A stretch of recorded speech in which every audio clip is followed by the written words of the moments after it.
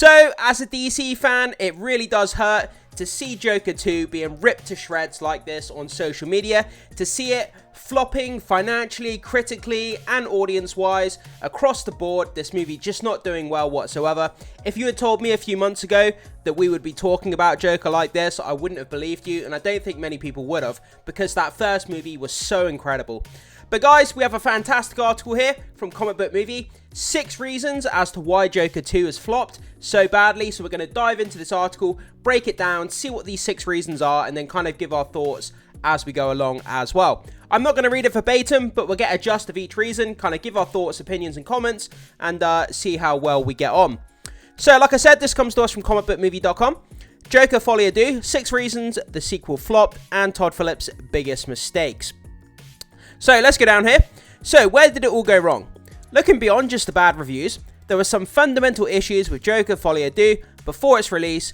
Crucially, with the movie itself, it's those that doom the pretentiously titled sequel, and in this feature, we explain why.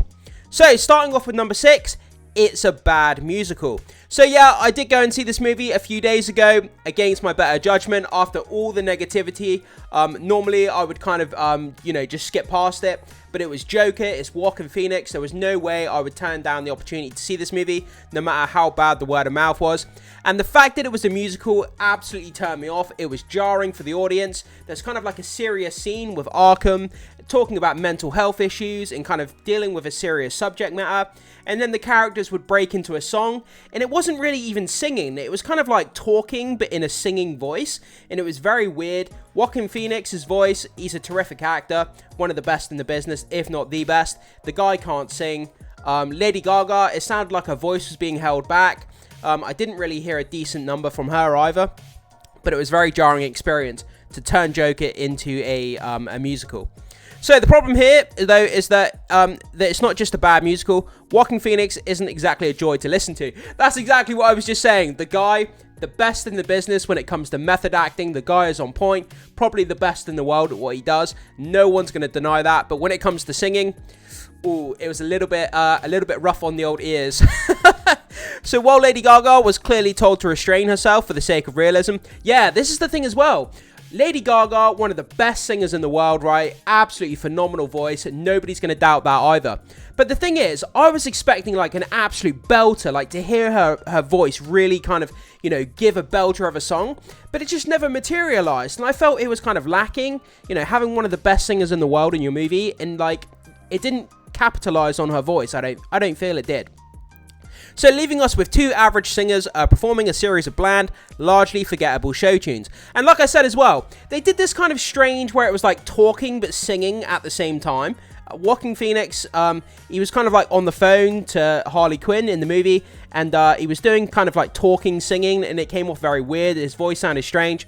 And by the way, guys, just before we go any further, I forgot to mention at the beginning, we are going to be talking about spoilers in this video. So if you don't want to see any spoilers, or hear any spoilers, I should say, I'm just letting you know as we continue on into this video from this point onwards. So number 5, the movie has nothing to say. Yeah, it has nothing new to say. It kind of it just kind of falls into its own kind of black hole, and it doesn't tread any new territory. It doesn't bring up any new questions. It doesn't confront the audience with any new kind of examination of mental health issues like it did in the first movie, or kind of it doesn't go in any further into the psyche of Joker, or what he wants or where he's going, and it just doesn't say anything new. So, love or hate Joker Folie à Deux, it's hard to deny that it's a hollow movie with almost nothing new to say. The first movie was a fascinating examination of a disturbed man's descent into full-blown madness, but what do we get here?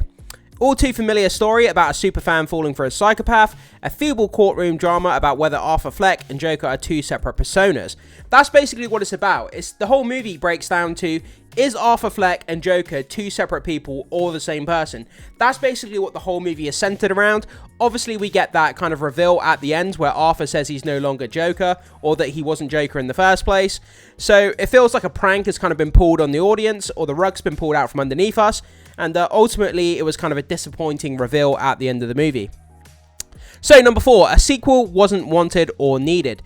Yeah, this is the thing. I mean, but that first movie was so fantastic. I could understand why a lot of people would want a sequel to this, because it was such a good movie. It was such a deep dive into mental health, a realistic look at the Joker, one of the best actors in the world, winning an Oscar. It made over $1 billion.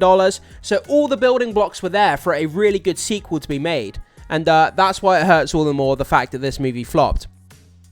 So, following the release of the Joker, much was said about a possible sequel. Perhaps a follow-up could revolve around an unhinged, vengeful Bruce Wayne hunting down Arthur Fleck. No, I don't agree with that. That would have been a really bad way to go. Todd Phillips said it wouldn't happen, and Joaquin Phoenix has never made a sequel, so that was that. Until it wasn't, while many fans too often say movies don't need a sequel, Joker was the perfect example of a feature which should have been left well alone. It was a perfect standalone tale, and beyond the silly fan theories, no one truly wanted a second installment.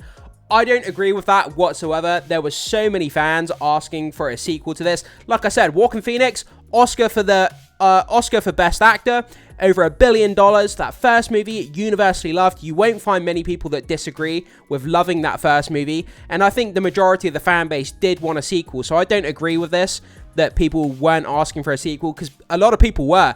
I don't know of anyone that would turn down the sequel before we got this movie, obviously. So I don't agree with this. That goes a long way to explaining why, beyond the bad reviews and poor word of mouth, Joker Folie à Deux failed. I don't believe that's anything to do with why this movie failed, that people weren't asking for a sequel, because in my circles that I talk to, people that I've talked to, everybody was asking for a sequel when this movie came out and made $1 billion. Terrible ending. Yeah, the ending was pretty disappointing, I have to say. Again, we're going into massive spoilers here, guys, so be warned. So, the idea that they could be the Joker, but the first movie already established that when we saw how Arthur's actions influenced Gotham City's poorest, angriest citizens, it's rehashing the same message, albeit in a heavy-handed, borderline cringeworthy fashion. Rumor has it, an earlier cut featured Lee killing Arthur. While that too would have divided opinions, or at least made more sense for Harley Quinn to dispatch of the Joker, taking his message and making it entirely her own as someone who will gleefully cause chaos in Gotham. So yeah, I believe a behind-the-scenes video came out recently of an alternative ending where Harley Quinn was actually going to kill Arthur Fleck at the end of the movie. I think that would have been a much more suitable ending to the movie. Whereas we got this random inmate who killed Arthur by stabbing him at the end in the prison. And then the inmate kind of carves a smiley face into his face. And it's kind of like, is that prison inmate the actual real Joker, or is it just a random prison inmate? I think it's supposed to conjure up that kind of, is he the Joker or is he not the Joker? This random inmate who's carving a smile on his face after killing Arthur Fleck. But a lot of people were ultimately disappointed with that ending. It is what it is, but after those two movies, there should have been an incredible ending to this, but yeah, it just failed to live up to the hype that people were expecting for the ending. So, Joker, number 2, Joker is meaningless. So, while there were those who will always idolize a villain, most left Joker too aware that Arthur Fleck was no hero. However, Joaquin Phoenix's Joker added an exciting new version of the character to DC's canon, and he's subsequently become iconic. Yeah, absolutely. Say what you want about how badly this movie's flopped. In years to come, when we look back at Joaquin Phoenix's portrayal of the Joker, he's going to stand out as one of the best Jokers that there is. The guy, like I said, he won an Oscar. That first movie, what he did to transform his body, his mind, the way that he portrayed Arthur Fleck in that first movie was nothing short of incredible. Telling those fans that this Joker was some sort of nut and one chump makes the character worthless, even for a comic book movie like this. Getting fanboys on a side is a must. Instead, the wholly rejected sequel on social media and out in the world, killing word of mouth. So, number 1, it's a vanity project. So, Joker was reportedly made for around $70 million. The first movie made for $70 million, which is a really good budget for this type of movie. And the second movie should have had a similar budget, in my opinion. In contrast, Joker Folie à Deux cost a massive $200 million before marketing. So this second movie almost cost 3 times the first movie, which is crazy. With at least a quarter of that going to Todd Phillips, Joaquin Phoenix, and Lady Gaga. That's ridiculous.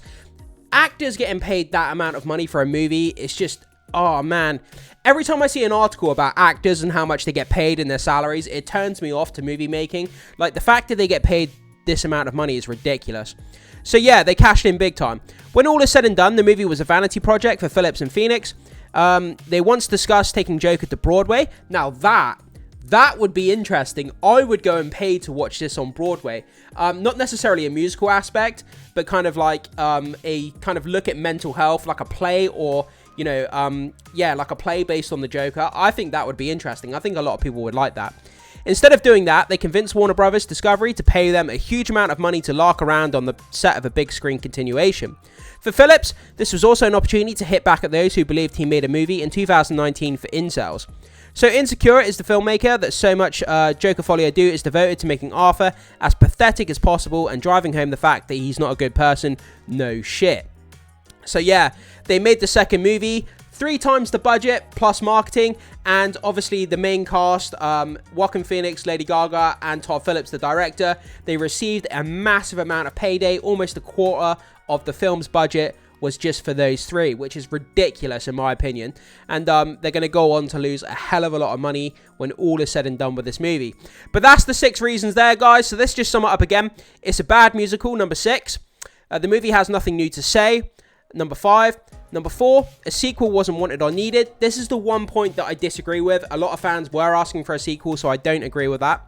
Number 3, a terrible ending. Absolutely, random inmate kills Arthur Fleck. Is that random inmate carving his face? Is that the real Joker or just a random inmate? Number 2, Joker is meaningless. Yeah, it goes nowhere. It has nothing to say, so it ultimately becomes meaningless, as sad as that is to say. And then number 1, it's a vanity project, with, like it says here, with at least a quarter of the budget going to Todd Phillips, Joaquin Phoenix, and Lady Gaga, which is ridiculous in my opinion.